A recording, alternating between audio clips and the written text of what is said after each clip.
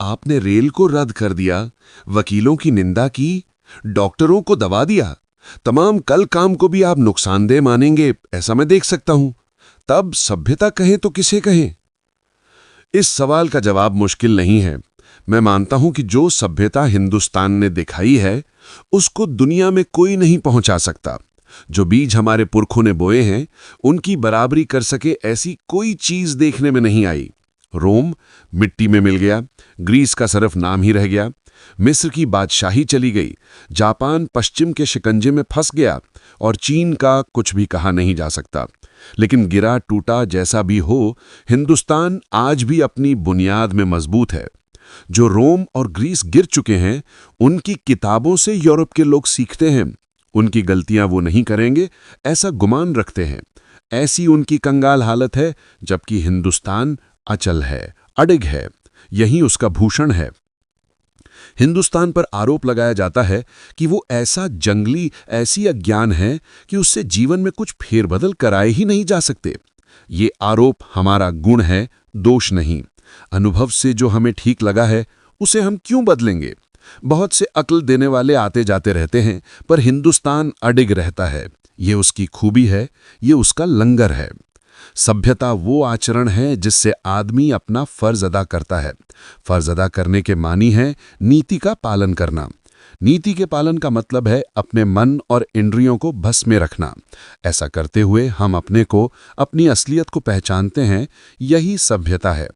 इससे जो उल्टा है, वो बिगाड़ करने वाला है। बहुत से अंग्रेज लेखक लिख गए हैं कि ऊपर की व्याख्या के मुताबिक हिंदुस्तान को कुछ भी सीखना बाकी नहीं रहता। ये बात ठीक है। हमने देखा कि मनुष्य की वृत्तियां चंचल हैं। उसका मन बेकार की दौड़ धूप किया करता है।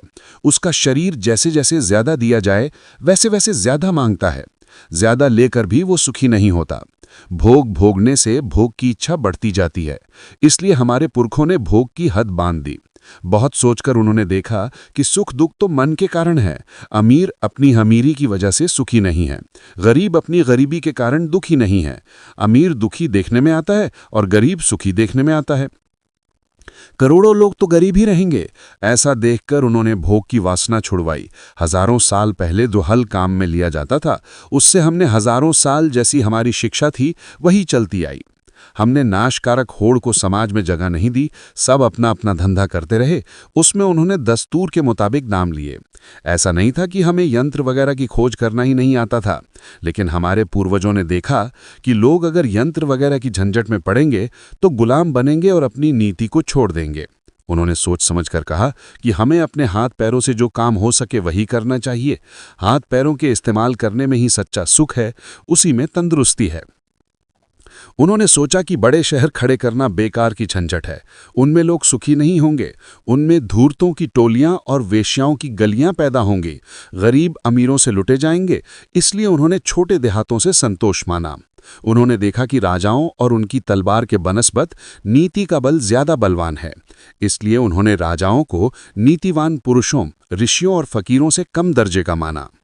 ऐसा जिस राष्ट्र की गठन है कि वो राष्ट्र दूसरों को सिखाने लायक है, वो दूसरों से सीखने लायक नहीं है। इस राष्ट्र में अदालतें थीं, वकील थे, डॉक्टर वैद्य थे, लेकिन वो सब ठीक ढंग से नियम के मुताबिक चलते थे। सब जानते थे कि ये धंधे बड़े नहीं हैं और वकील, डॉक्टर वगैरह लोगों में लूट नहीं चलाते थे।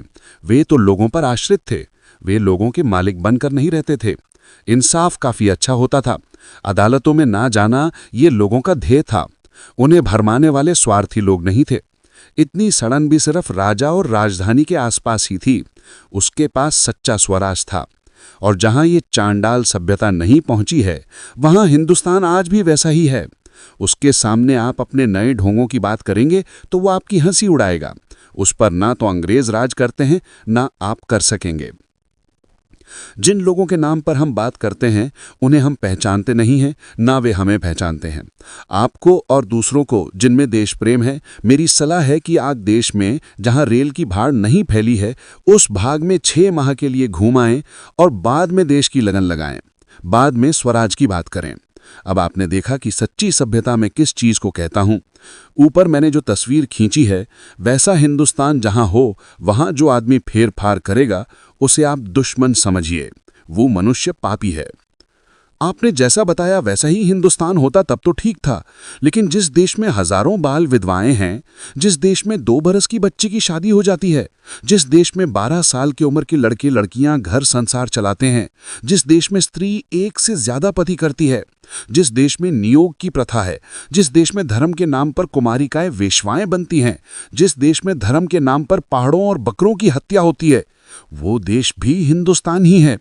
ऐसा होने पर भी आपने जो बताया, ये क्या सभ्यता का लक्षण है? आप भूलते हैं, आपने जो दोष बताए वे तो सचमुच दोष ही हैं। उन्हें कोई सभ्यता नहीं कहता।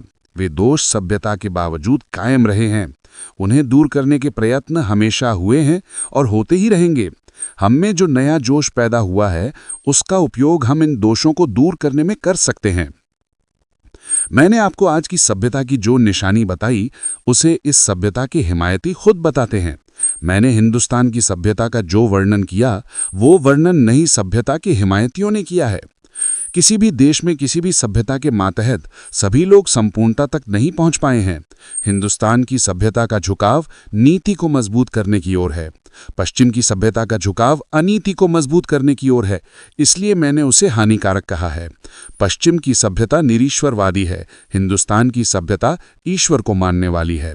यूं समझकर, ऐसी श्रद्धा रखकर हिंदुस्तान के हित चिंतकों को चाहिए कि वो हिंदुस्तान की सभ्यता से जैसे एक बच्चा मां से चिपटा रहता है, वैसे चिपटे रहें।